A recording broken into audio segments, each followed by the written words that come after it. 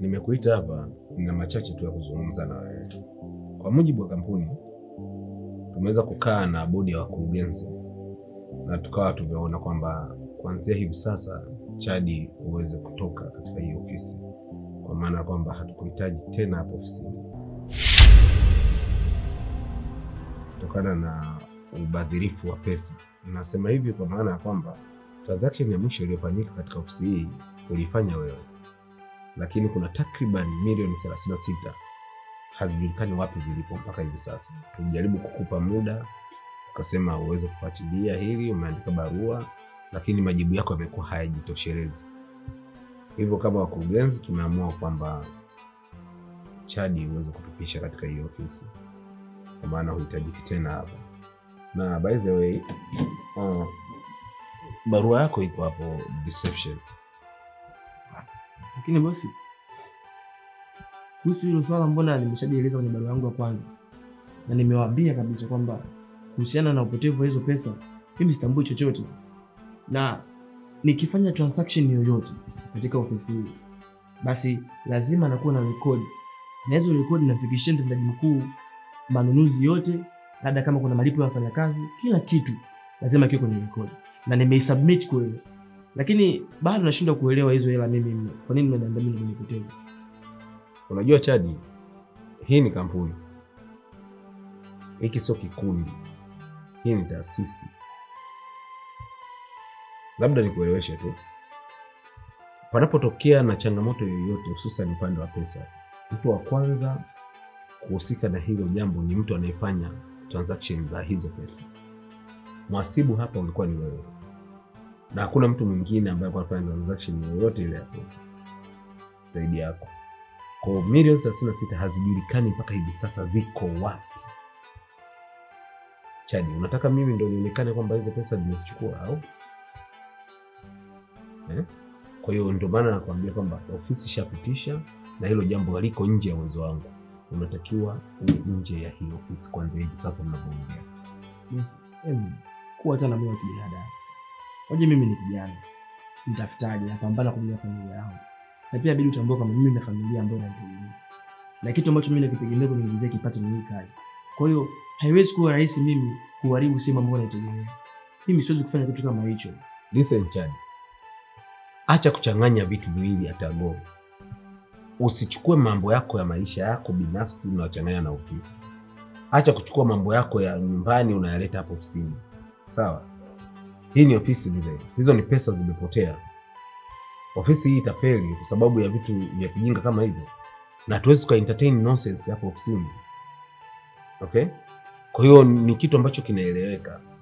Umeshaenda kinyume na matakwa ya hii ofisi, then you have to be out of this office. No way out. Ni sawa boss, ni sawa, lakini mimi nakwambia ile mimi sijaipata, sijaichukua, sijapeleka sehemu yote. Mbona kunielewa? I'm sorry boss, sorry. Boss, mimi sijachukua hiyo hela. Are you mad? Are you serious? Do you know what you're doing? You're in my office, man. Are you shouting like that? How come? Okay, get out of my office. Nimeshakwambia Chadi, pita hapo reception, chukua barua yako, ondoka. Get out of my office.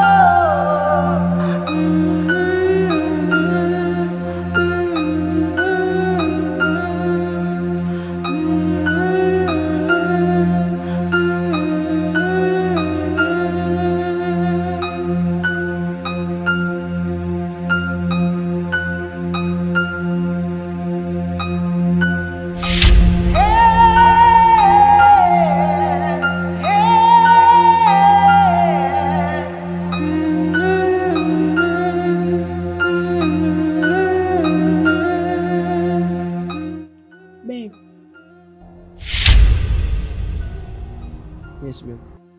Una shida gani? Mbona umejinania? Unaonekana kama uko sawa.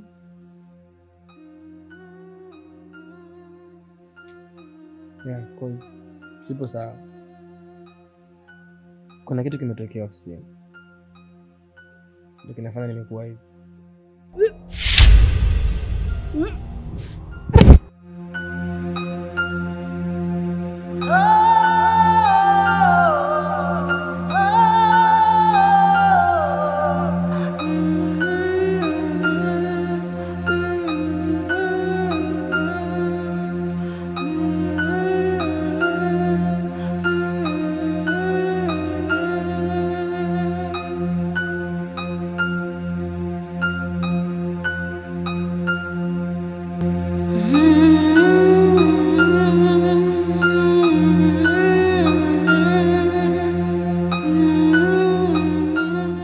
Mbona hivyo?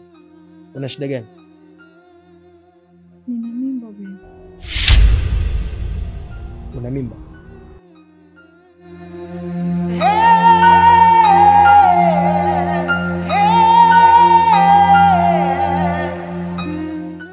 Mbona kama hujafurahi? No. Nimefurahi. Unajua mtoto ni baraka kwenye familia. So I'm happy.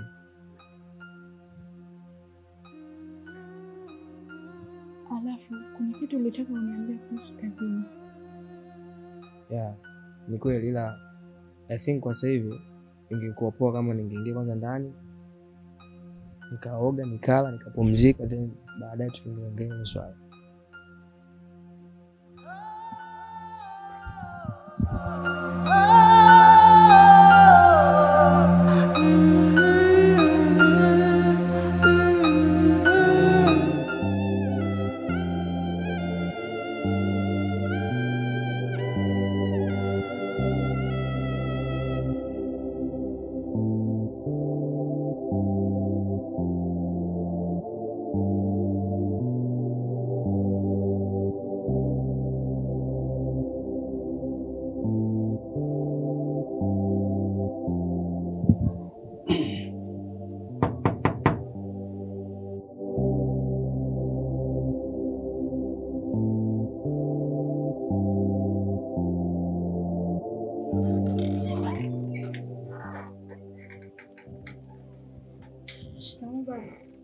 Jambo.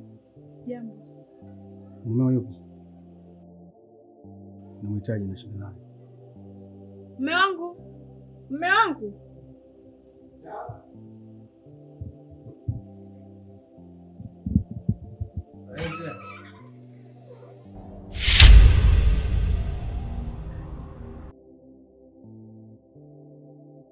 Shika baba. Marahaba. Jambo. Mimi si jambo. Mna relax kabisa. Hamna shida. Mtoto wa kiume huna shida kabisa. Hata taarifa huna, habari huna. Baba, kiukweli nadhani wewe ndio umewahi. Lakini siku mbili hizi nilikuwa nakutumia mzigo wako. Kwa hiyo ulikuwa unanisubiri mimi nifike ndio unaniambia maneno kama hayo, si ndio? Hapana. Kwa hiyo unaninyima mimi haki yangu ukaamua umpendezeshe huko binti, si ndio? Binti mzuri kabisa, wewe unashindwa kula? Eti uliwahi kulala na njaa? Unalala chini? Mtoto mweupe kama malaika. Yaani unampendezesha huyu, mimi uninyime haki yangu, si ndio? Heshimu unapolala. Siku zote mpangaji ni mpangaji, mwenye nyumba ni mwenye nyumba. Unasubiri bosi nifike ndio ninakwenda kutafuta. Vipi? Hapana mzee wangu. Kuna mambo tu yameingiliana hapa katikati ndio maana nimechelewesha. Ila nakuahidi na ni swala la uhakika. Wiki hii haiishi na kutumia pesa yako. Haina shida. Sio na wasiwasi. Kwa kuwa na nyumba nyingine Mbagala. Kwa hiyo naamua sasa hivi nimchomweni hapa nende kamchomekeni kwenye nyumba yangu ile Mbagala. Mnasemaje? Hapana mzee wangu, usifikie huko. Mimi hapa napapenda na naamini mke wangu pia anapapenda. Ila nakuhakikishia wiki hii haiishi. Nakupa pesa yako. Si ndio mke wangu? Ndio, tunaomba tu wiki moja tu baba. Wiki moja. Mbona mnataka matatizo nyinyi watoto? Eti mnania kwamba mimi ambaye mzee Totolo nionekane mbaya, si ndio? Kwenye changu, maana kila siku mtu mdai chake anaonekana mbaya. Lazima nikupe pesa yako. Sasa, labda nikuulize. Unajua kupiga deki? Eti anajua mumeo kupiga deki? Nitakufundisha.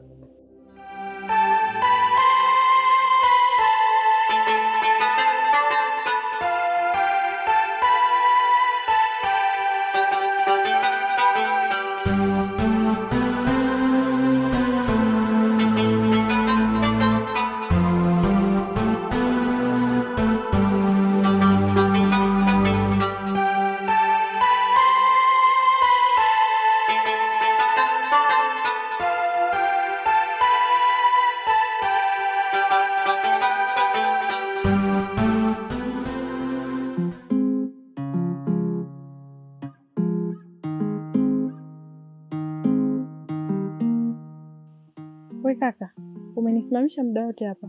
Afu ongei. Naomba usimpotezee muda wangu. Kwa hiyo muda wote ninapokuambia unielewi au vipi? Mimi nimekwambia nakupenda. Sio kukupenda tu. Na nakuhitaji. Na hata kama una shida ndogo ndogo, mimi nipo radhi kuzitatua. Kwa hiyo naomba unikubalie. Afu mimi ni mke wa mtu. Mimi sio malaya. Kwa tafadhali naomba tuheshimiane. Mimi sijakuita wewe ni malaya. Na kama ungekuwa malaya, ningetoa pesa ningeshakununua sasa hivi. Lakini mimi nakuhitaji. Tena nakupenda kwa dhati. Ila mimi nina pesa. Na sio shida ndogo ndogo tu.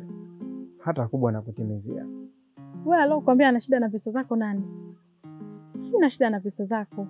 Na hizo pesa zako wapelekee hao wapumbavu wenzio. So mimi, naomba unikome. Tena unikome. Kaa mbali na mimi. Popote utakaponiona, usije ukasubutu kuniita.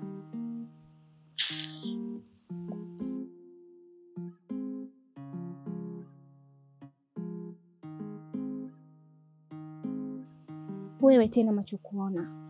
Ulikuwa unazungumza naye nini? Amna. Yule dada aliangusha pesa yake. Lakini mimi katika kumsaidia kuokota, naona mwenzangu ananifokea. Hasa sijajua kama alijua mimi nataka nimuibia au vipi. Mwenye sina shida ndogo ndogo. Kwa unafikiri mimi sikujui wewe? Na hiyo tabia yako ya umalaya. Yaani wewe uokote hela afu urudishe. Acha wivu bwana. Mimi nakupenda wewe mke wangu. Na sipo radhi kuongezea mwanamke mwingine. Kuwa na amani. Yaani usiombe siku nikakukuta. Utataja jina langu la utotoni. Hebu tuondoke.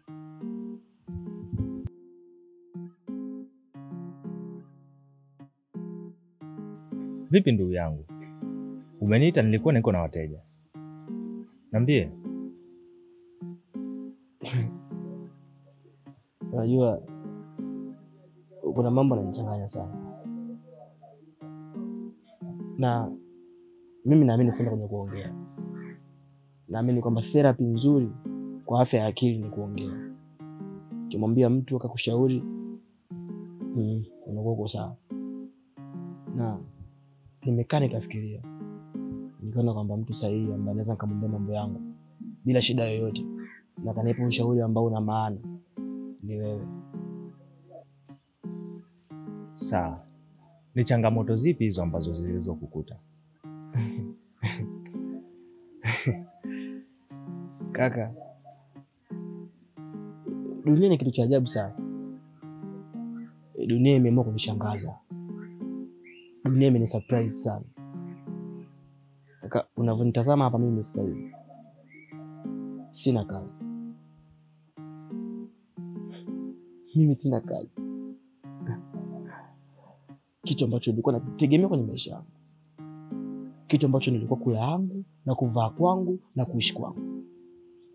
Leo sina tena. Na sababu ya kupoteza kazi yangu siitambui. Wanasema nimeiba pesa. Kaka, na hapa mbele za Mwenyezi Mungu. Mungu anasikia sauti yangu sasa hivi. Mimi sijawahi hata siku moja kushiriki kwenye wizi wa aina yoyote. Leo naitwa mwizi, nimeiba. Sasa kibaya zaidi, mke wangu ana ujauzito. Ni jambo la kumshukuru Mungu. Sasa unakwenda kuitwa baba. Na kingine, sidhani kama Mungu anaweza kukutupa. Utarudi kazini na utakuwa sawa kama zamani. Baba, naenda kuitwa baba, sikatai.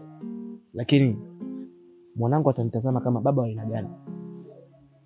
Baba ambaye hana kazi, baba ambaye nitashindwa kumlea mwanangu kama inavyotakikana. Na sijakwambia jambo moja, baba mwenye nyumba pia amekuja, ametupa wiki moja tu tutoke kwenye nyumba yake. Aya, mtoto nitamlelea wapi? Kaka, nachanganyikiwa. Pole sana. Lakini sidhani kama baba mwenye nyumba anaweza kukufukuza, kwa sababu wewe ni mlipaji mzuri sana wa kodi. Mimi nadhani yeye mwenyewe anajua wakati wa shida, na mtu akiwa ana shida ni mtu mzima yule. Kwa hiyo sidhani kama anaweza kukufukuza. Kwa hiyo cha kufanya, wewe endelea kupambana. Mwenyezi Mungu atakusaidia na utakuwa sawa. Hata mimi natamani iwe hivyo kaka. Natamani sana iwe hivyo. Natamani Mungu aninue kwa mara nyingine tena. Kama alivyoniinua mara ya kwanza, basi aninue tena. Hali ni mbaya kaka. Unajua mpaka unafikia wakati naanza kujuta. Naona kama vile nimekimbilia maisha. Kwa sababu kijana wa umri wangu kupanga nyumba kama ile, kukimbilia kuoa, kuishi na mwanamke ndani. Sijui nilikuwa nawaza nini. Nina umri mdogo, ningeweza kujitafuta. Lakini nikajiona nayaweza. Sidhani kama ni kwa ubaya, kwa sababu wakati huo ulikuwa na pesa. Na ulikuwa ni wakati wako wa kufanya hivyo. Na pia ukiwa na pesa majukumu yanaongezeka. Sasa mimi sidhani kama ni jambo la kulaumu sana. Mimi naamini katika utendaji wako wa kazi. Utapata kazi sehemu nyingine au hapo hapo kazini kwenu watakuita. Sidhani kama unaweza kupata mtu kama wewe, mchapa kazi na unaheshima pia. Sidhani kama unaweza kupata mtu huyo. Sawa, nimekuelewa. Basi sawa. Mimi ngoja niende ofisini kaendelee na kazi yangu. Lakini kama kuna tatizo ambalo litakukuta, utanipigia simu na tutajua tunafanyaje ili tuweze kulisolve.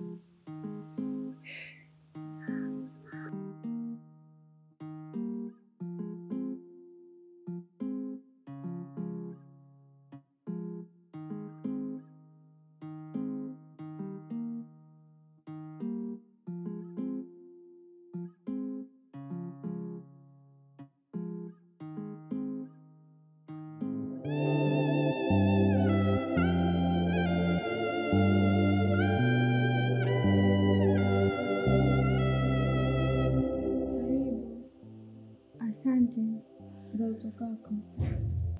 Nzuri. Umekuja umepooza na sikuzoea hilo. Nani? Mimi niko sawa. Sema kuna mambo tu yanachanganya. Mambo yangu tena. Ni ya familia yangu. Sawa, ni familia. Tukanishirikisha ni kushauri. Achana nayo bwana. Mimi nilipita tu kukusalimia. Sio vizuri kukaa na kitu moyoni wakati unao kumshirikisha. Mume wangu amefukuzwa kazi. Alafu pia mimi nina mimba. Alafu toka lini? Toka juzi. Pole. Usijali, ni swala la muda tu. Litapita, tupata kazi nyingine. Usiwaze sana. Mimi hapa na hapa. Siwezi nikamliaje mwanangu. Huyo mume wangu mwenyewe ndo kama hivyo. Hana tena kazi ya kuniongezea kipato. Alafu kingine, mwenye nyumba kashaanza kusumbua. Na ninavyomjua yule, hata sijui.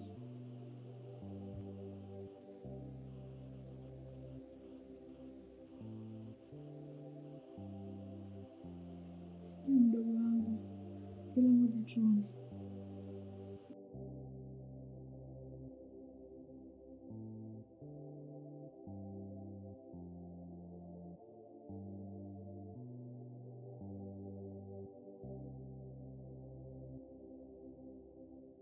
Dalali. Dalali.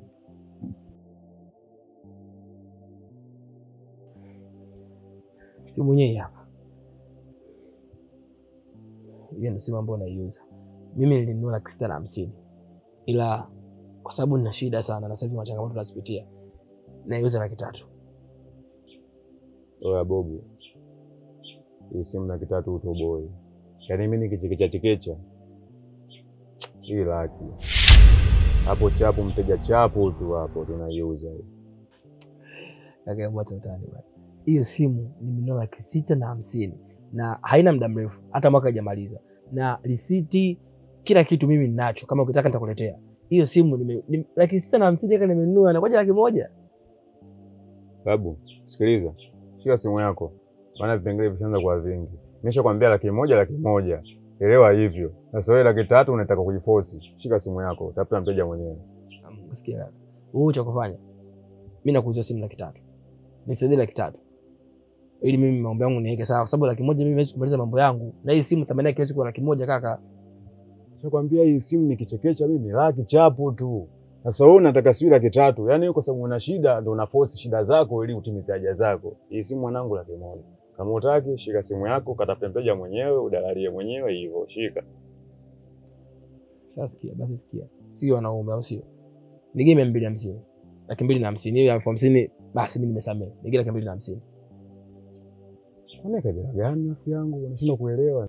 Mimi 100,000 hapana mimi bwana. Siwezi kukosa simu. Yaani simu ni 100,000. Mimi naondoka bwana. Mimi naondoka kaka. Oi vipi? Wewe nenda. Wewe ndio nyumbu mwenyewe. Paa basi. Basi amna mama nige. Na nini 100,000? Mambo si ndo kama hayo. Unaita vipengele vingi. Mimi tayari mteja nishampangilia. Amesha yako ufikirie na kuuza kitu ufikirie. Vipi babu unafili wapi? Mimi mteja tayari nishamwelekeza kama kuna simu 100,000. Twende mteja hivyo. Mimi nikajua hela unayo hapo keshi. Twende kwa mtu mwingine tena nipe langu. Babu, mimi dalali. Sawa, mimi sio mteja, mimi dalali na dalali ya vitu. Babu nitagaili sasa mandu. Bora.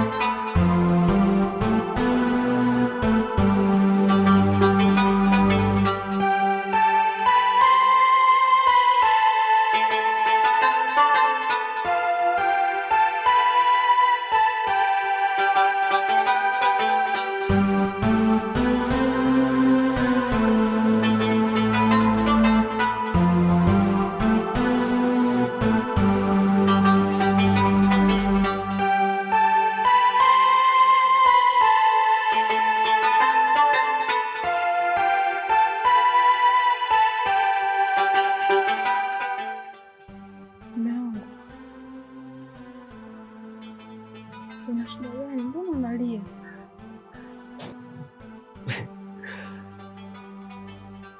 Nashindwa kuelewa.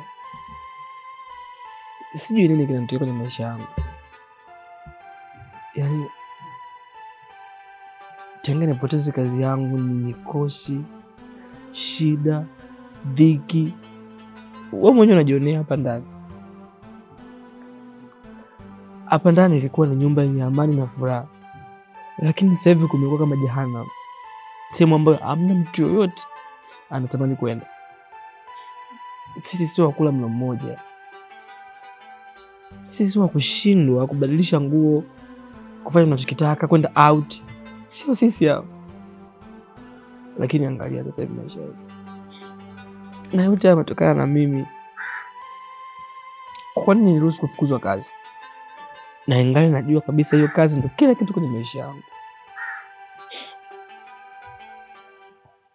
Mimi hata sielewi.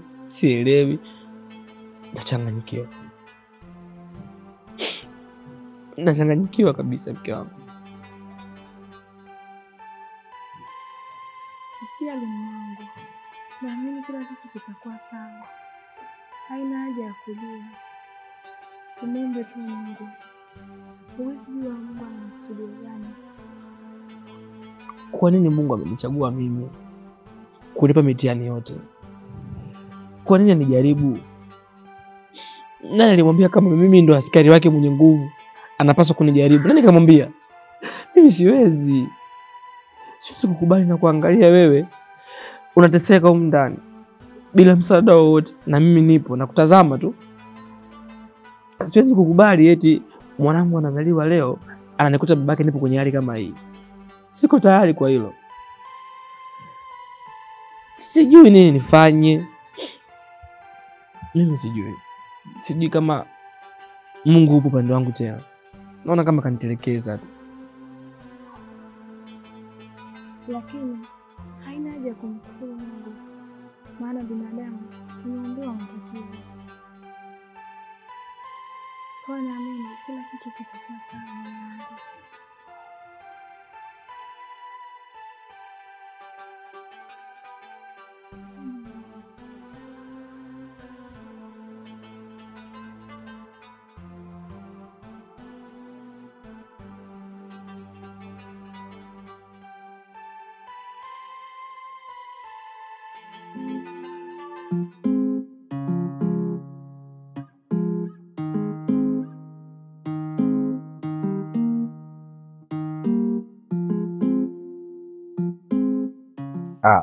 Salma.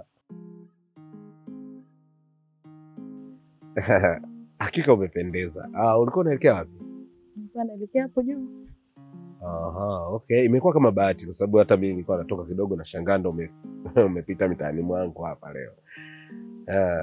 By the way, nilikuwa na machache naomba kuzungumza nawe kama utojari.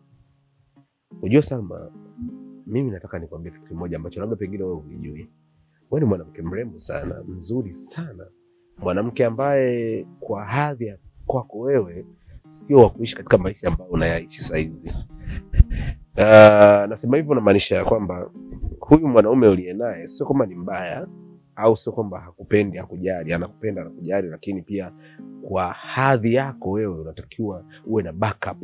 Yaani uwe na backup kubwa. Mwanamke usio kutembea na miguu hivi, sio kuvaa vijora unashindia vijora kama hivyo. Sio hivyo. Mimi nahitaji ni invest, niwekeze kwako. Unasemaje kipenzi? Naomba niwe wako basi nikubalie Salma.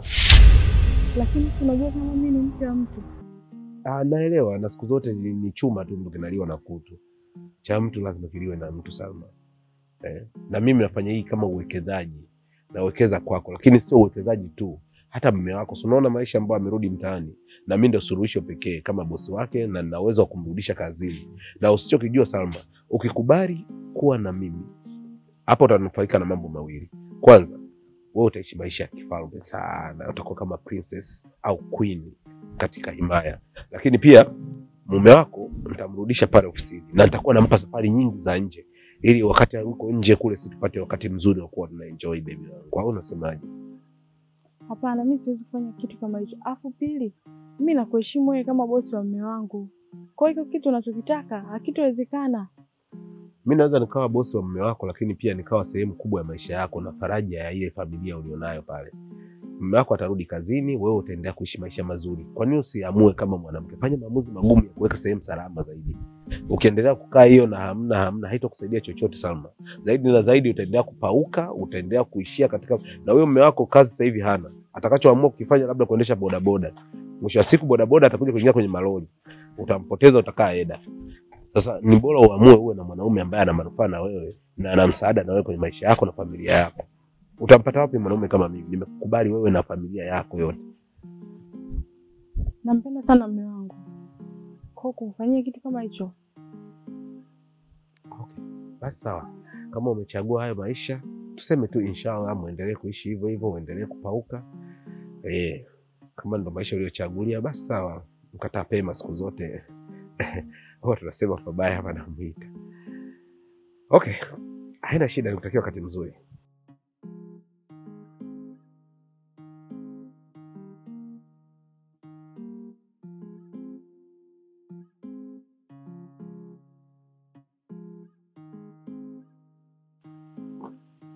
Wanawake wengine bana, mwanamke unakuta mnamhangaikia, unampenda, unatamani umuoneshe furaha, amani, upendo, lakini bado anashindwa kujitambua.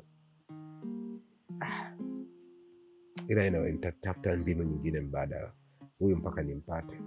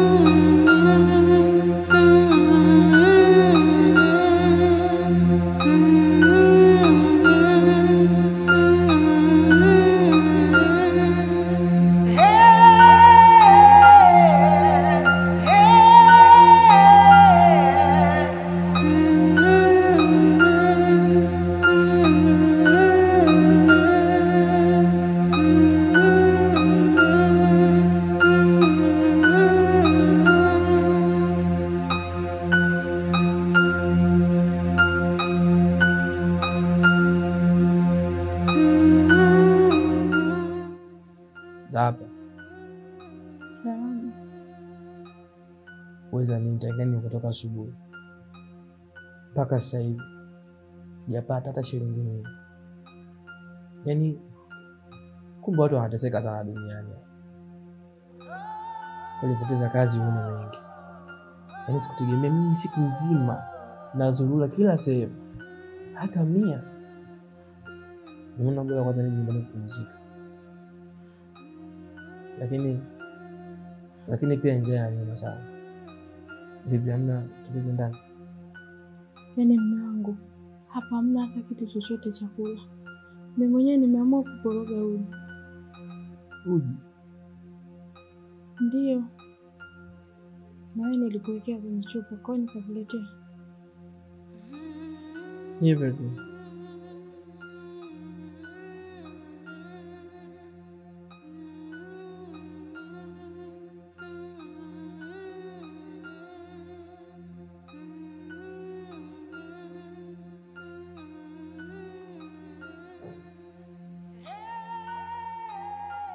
Alo.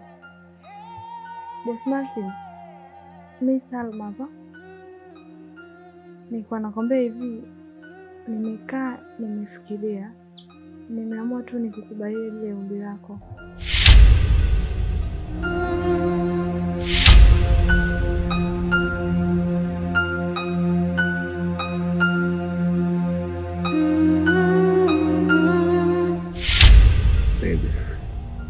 Ujue leo nimeenjoy sana. Sijui wewe kwa upande wako. Mimi pia nimeenjoy. Wow. Unajua umekuwa kama dereva ambaye umeniendesha kwenye safari ndefu sana ambayo kiukweli umenifikisha salama bila ajali yoyote. Asante kwa hilo please. Na nikwambie kitu kingine sweetheart, kwamba kuanzia sasa usalama wako ni jukumu langu. Furaha yako ndio furaha yangu. Nitahakikisha unatabasamu wakati wote wa maisha yako. Nitakupenda mpaka pale nitakapovuta pumzi yangu ya mwisho. Na kwa hiyo sweetheart, urembo wako na uzuri wako unazidi kustawi vizuri ndani ya moyo wangu. Nakupenda sana Salma. Nakupenda pia. Kweli sweetheart. Wow, kiss me.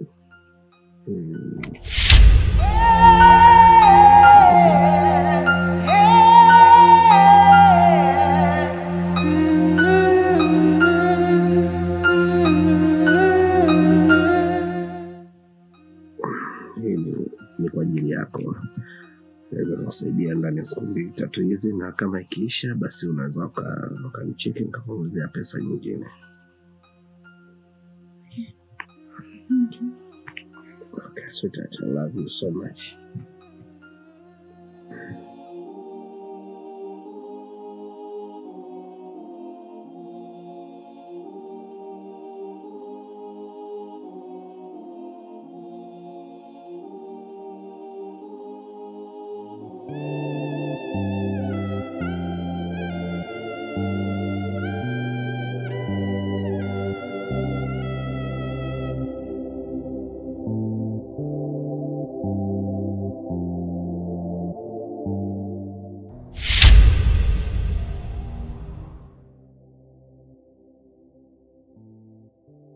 Habari za saizi Salma?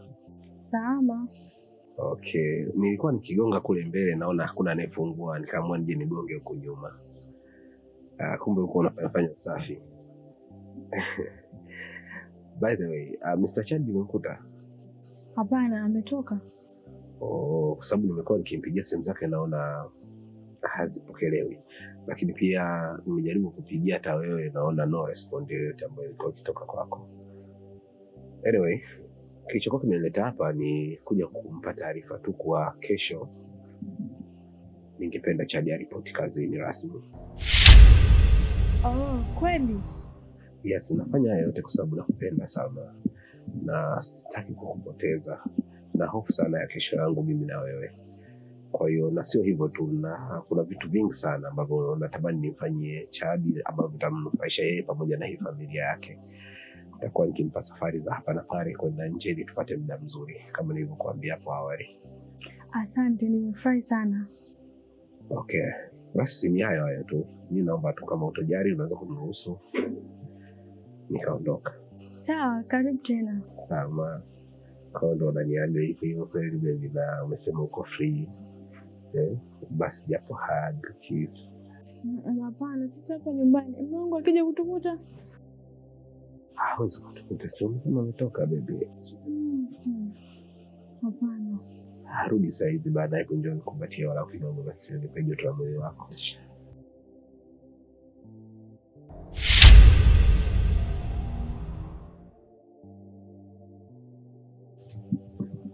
I love you baby.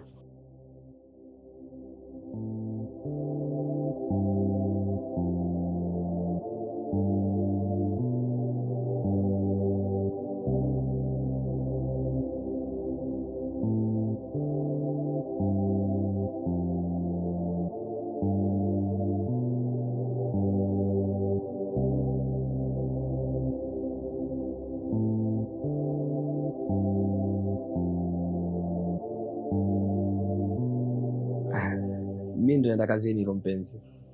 Sawa mume wangu. Mimi nakutakia kazi njema. Asante sana mke wangu. Yaani hata siamini kama umerudishwa kazini.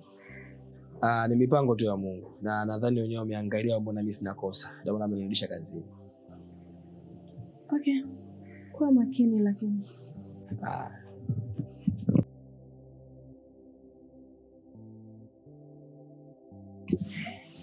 Bye. Bye.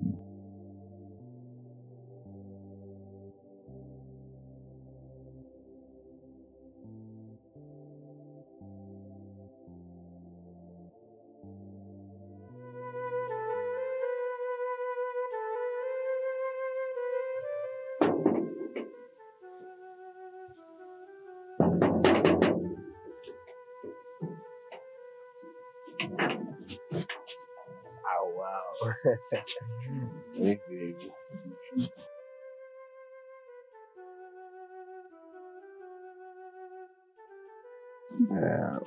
Ya ndo nimekuja sweetheart. Unahakika kuwa mume wangu atakuja sasa hivi kweli? Hawezi kuja sasa hizi. Yule nimemwachia kazi nyingi sana pale ofisini. Nimempa kazi hapo, kuna watu fulani hivi nimewaelekeza waende pale ofisini. Kwa hiyo watakuwa naye muda huu wakati mimi na wewe tunaendelea ku enjoy kidogo, unajua. Una uhakika? Na uhakika sweetheart 100%. Basi karibu.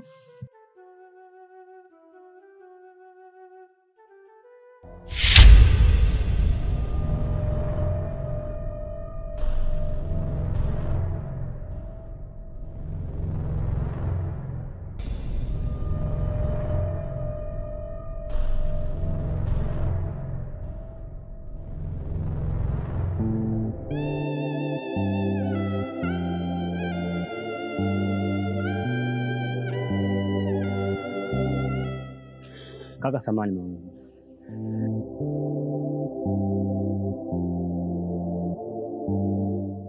Nataka nikwambie kitu ambacho usichokijua. Au wenyewe anasema ubuyu. Kuna kitu kimenikaa hapa kinaniwasha. Na nabora nikwambie. Bana kukaa nacho nimeshindwa. Kuhusu mke wako.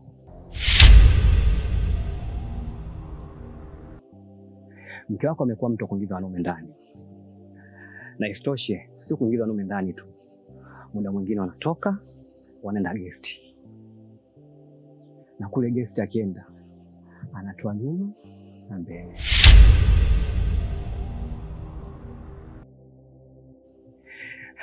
Sijajua mwenzangu, wewe unapewa vitu hivyo au vipi?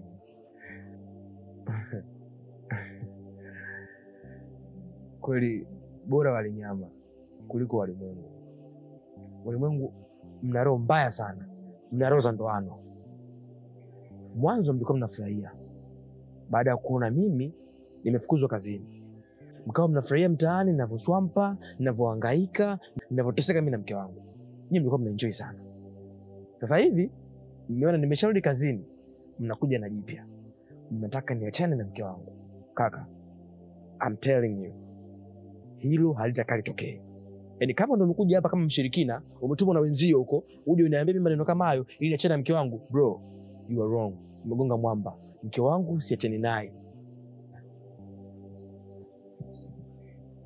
Kuna msemo anasema asiyejua maana usimpe maana. Na hapa ndipo napoamini kwamba mapenzi matamu kuliko asali. Ushakuwa chizi tayari kwa mapenzi. Kwa hiyo hata nikikwambia wewe ukanielewa, ila huo ndio kweli. Na isitoshe, kama uwezo ukaniamini mimi ambaye natoa umbea ambao ukweli kwa sababu ya faida yako na maisha yako, huwezi kumwamini mtu mwingine yote. Unaonekana umetailiwa tu, ila ukwenda jandoni. Laiti kama ungeenda jandoni, ungenisikiliza mimi haya ninayokuambia kama mwanamume mwenzako, ila ingawa ni mbea kwa faida yako. Nisikilize ndugu yangu. Usitake turudiane siku. Nimetoka kwenye shughuli zangu, nimechoka. Na kuomba sana. Usitake kuniribia siku, usitake kufanya mimi kana mwenda azimu hapa. Mimi kana mweu. Mimi chizi sana. Nataka kubadilika muda wote. Mambo yangu na familia yangu yaache kama yalivyo. Naomba usituingilie. Naomba sana usiniingilie kwenye mambo yangu. Sawa, naondoka. Ila ukija kujua siku moja utanishukuru. Oh mzee, nenda toka kwangu, nitakutia polisi, toka.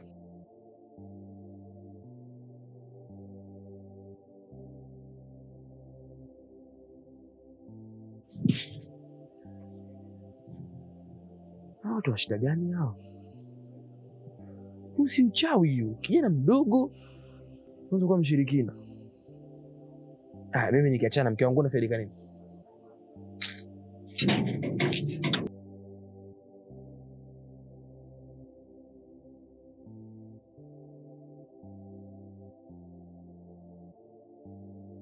Mke wangu, naomba nitangulize samahani kwa ile ninaenda kusema. Wakati narudi kutoka kazini, kuna mtu nilikutana naye. Kuna vitu aliniambia vinaniumiza sana kichwa. Yaani kila nikifikiria na hii inawezekanaje? Ameniambia kwamba wewe una wanaume wengine. Na unatumia fursa nikienda kazini. Muda mwingine unatoka, unawafuata walipo, na muda mwingine unakuja hapa nyumbani kwangu. Sasa kabla sijatoa maamuzi, nikaona ni heri nikushirikishe ili nisikie kwa upande wako. Kwa sababu hata mimi pia ni ngumu sana kuamini. Hivi mume wangu, wewe unavaniwa na mimi naweza kufanya kitu kama hicho? Sidhani. Na ndio maana nikaona nikushirikishe ili nisikie na unasemaje. Sikumwamini kabisa yule jamaa. Kwa hiyo wewe siku hizi unasikiliza maneno ya watu huko nje. Na ujasiri gani mimi kuleta mwanaume huko ndani? Hali ya kuwa nimeolewa, Na siku nyingine usije ukaniambia vitu vya kijinga kama hivi. Kwanza ushanichefua.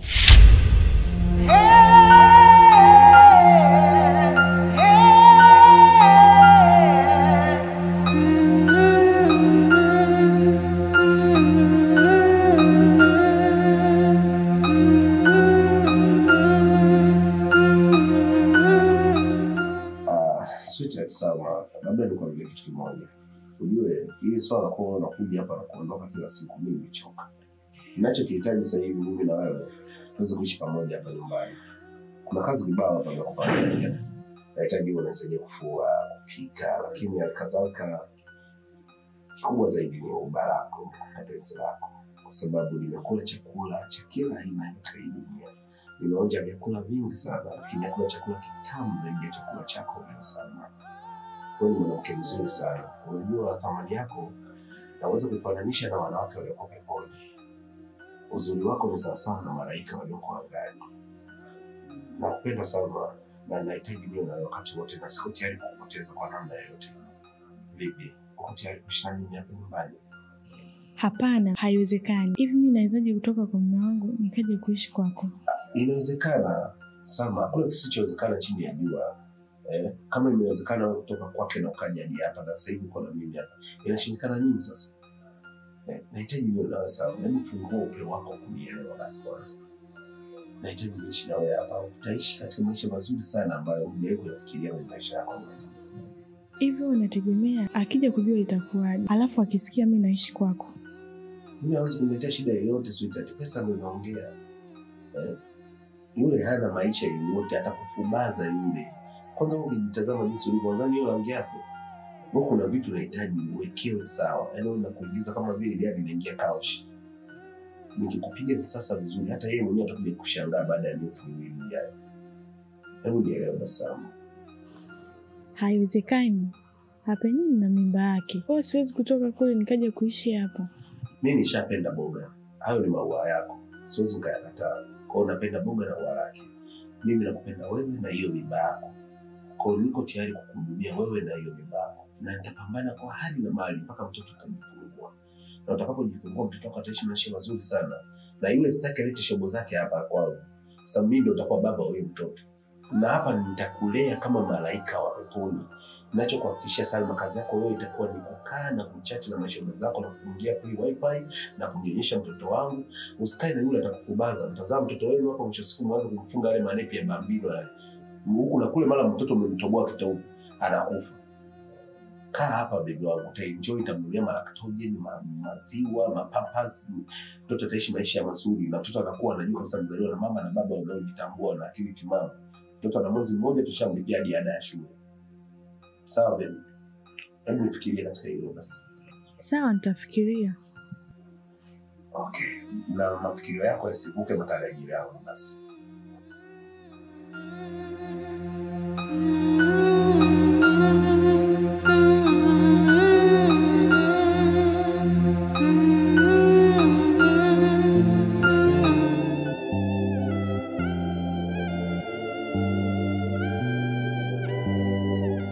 Karibu, maana umekuja bila taarifa. Mwenyewe ukataka niende zangu vikoba hapa. Kungwe. Kwenye ndoa yangu napitia matatizo sana. Kama ipi? Kwanza mume wangu alifukuzwa kazi. Kwa sasa hivi yani maisha yetu hayaeleweki. Ni magumu sana. Yani hatuelewi. Pili, bosi wake mume wangu ananitaka. Na kingine zaidi, anataka nitaishi kwake. Kwa hiyo ukaamwaje labda? Ndio maana nimekuja kwako. Sasa mimi kama kungwi wako, ushauri wangu, kama unaona kula paeleweki, basi toka katafute maisha huko kwa bosi. Sijui umenielewa? Kwa sababu huwezi kukaa sehemu kutu wanashindia dagaa unalalia dagaa, alafu wakati kuna sehemu unatakiwa kwenda kushindia wali nyama, kuamkia wali nyama. Unasubiria nini mtoto wa kike? Alafu kingine, nina mimba.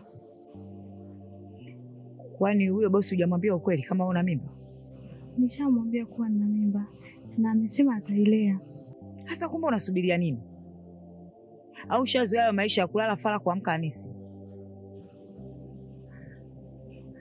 Lakini vipi kuhusu mume wangu? Nitakuwa sijatenda haki Kungwe. Basi nawe shida unazipenda. Sasa ulikuja kwangu unataka ushauri gani? Kama wewe mtoto wa kike leo kamilika, unataka nikupe ushauri gani? Sasa nisikilize. Light ingekuwa ndo mimi msichana kama wewe, na hiyo bahati imenitokea, mimi nisingekubali kupata shida. Ningetoka tu. Mume wangu. Mtoto wa mwanamke mwenzio ndio kamsujudie. Una ndugu naye wewe? Una ukoo naye? Kwa kama umalizia shida haya. Maana kuna wengine ndio wameshazoea shida na matatizo ndio damu yao. Ila kwa mimi binafsi siwezi nikateseka sehemu ambapo kila siku napata shida na matatizo. Ningeenda kwenye lala starehe.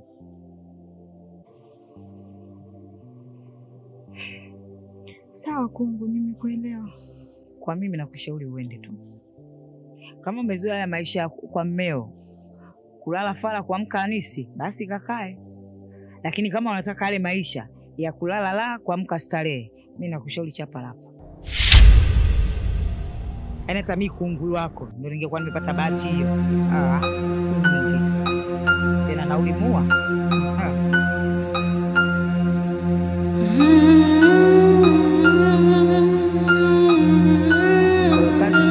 Nataka ukija sasa hivi hapa unakuja na mimi kwa mimi ndio tayari nabeba mafushi yangu na kuhusu talaka atatoa tu, najua akija kwangu nitamwambia tena, na mimi mwenyewe ndio ndio kwa mimi si mtu mzima kwa najua mzee talaka.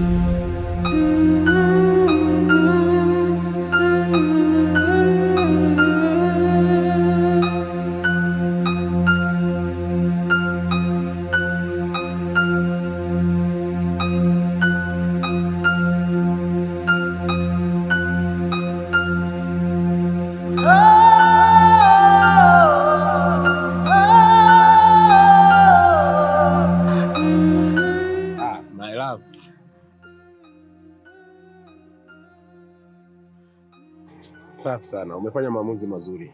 Haya ndo maamuzi ya kike sasa. Come on.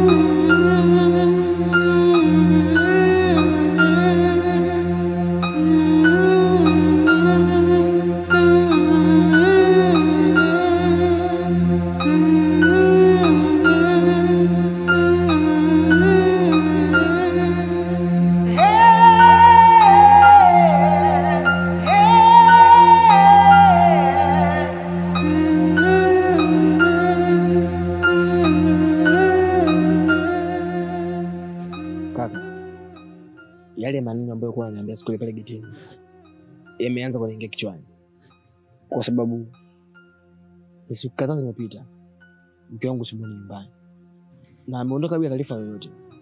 Nilidhani labda ameenda sehemu, labda dukani. Nimekaa mpaka usiku hajarudi.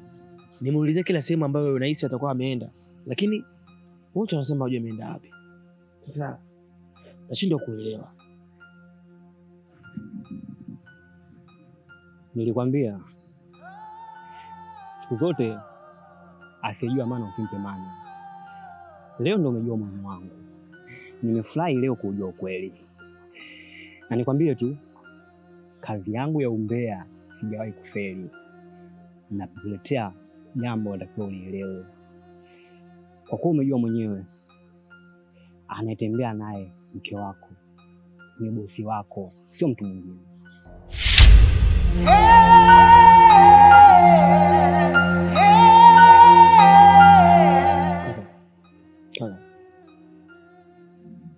Ngoja.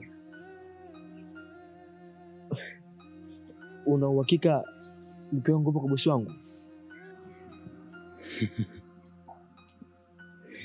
Mimi ndo mbea wa mtaa na silipu, na siwezi kufanya kazi yangu ni mbea. Ndani na chakula vingi sana, na ndio maana siwezi kwenda kufanya kazi hadi niombea. Sio uhakika, nimeona kwa macho yangu mawili. Haya macho yangu Unajua mimi napenda sana kula chabo. Kuna siku nimeenda nimekula chabo kwao. Nimemkuta yule jamaa anapiga kwa mpalange.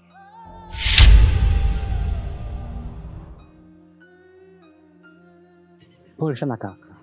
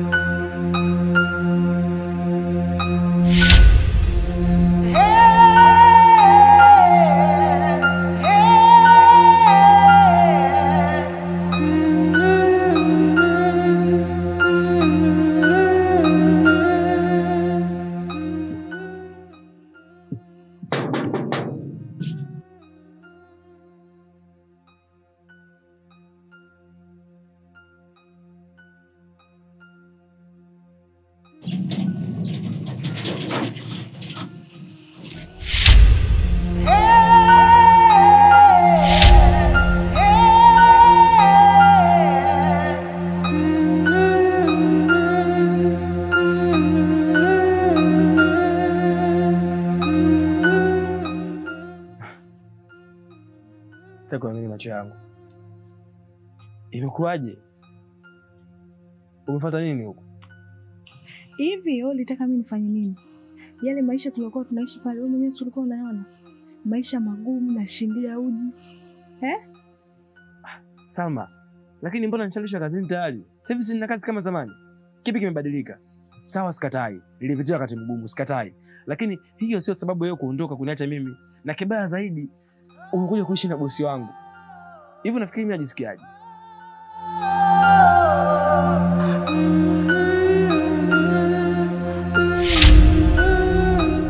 Vipi mzee? Mbona makelele kibao getini kwangu? Shida nini? Bosi, nakuheshimu. Nakuheshimu sana.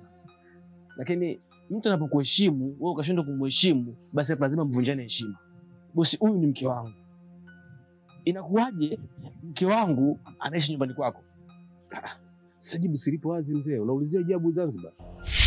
Umemkuta kwangu nina maana kwamba maisha ya kwako yamemshinda. Hawezi kukaa pale mtoto wa watu kila siku unamnywesha uji, anashindia uji tena uji mweupe. Imagine. Wewe unadhani huyu mtoto alikuwa na rangi kama hii? Huyu ameamua kuchagua sehemu iliyo sahihi ya maisha yake. Aje aishi hapa, tule maisha, tuenjoy. Muda wetu wote tuubakisha hapa duniani. Bosi, naomba uniache naongea na mke wangu. Naomba uniache naongea na mke wangu nimalizane naye. Alafu huna haki ya kuniingilia maongezi yangu mimi na mke wangu. Huyu ni mke wangu wa ndoa, halali kabisa. Kwa hiyo tuache. Ondoka uendelee wapi? Chadi, sikize. Unajua hapo utapoteza vyote viwili kwa wakati mmoja. Utajikuta unapoteza mwanamke na kazi ile ambayo nimekurudisha. Nimekurudisha pale kazini ili uwepo na kipato chochote kidogo ambacho kitakuwa kinaendesha maisha yako yote ya kipindi hiki ambapo unaishi single boy. Sawa? Huyu hapa unayemuona hapa mfute kabisa kwenye memory card ya kichwa chako. Sahau kuhusu Salma kwanza sasa hivi. Na labda pia nikushauri, take your time. Rudi hapa tena baada ya siku kama 6-7 hivi. Kwa sababu sasa hivi yupo kwenye lishe huyu. Nimemwanzishia lishe na pia nimeshampa dawa za minyoo. Kwa hiyo ndani ya siku 5 hizo ukirudi hapa nadhani utaona mabadiliko yaliyoko hapa. Naomba uondoke. Sawa. Kwani unimwambia kama unanipenda? Mwambie basi jinsi gani unanipenda. Labda yeye ajui. Usitake kuleta ujinga kwenye nyumba yangu. Usichokijua hapa mtaani kwetu kuna bodaboda kibao. Nikipiga mluzi mmoja hapa bodaboda wanajaa, wanakutia matairi wewe unakuchoma moto unakufa. Sasa naomba ondoka. Toka hapa nyumbani kwangu. Sawa, mnanitondosha. Wewe. Bwana, ondoka mzee. Toka hapa. Nakwambiaje? Ondoka hapa nyumbani kwangu. Na nilikuwa nakuhurumia uendelee kukaa pale kazini, uendelee kupata 200 sasa na hivyo havipo. Na kazini nisikukute. Shenzi mmoja wewe kunguru uliye bachela. Toka. Salma.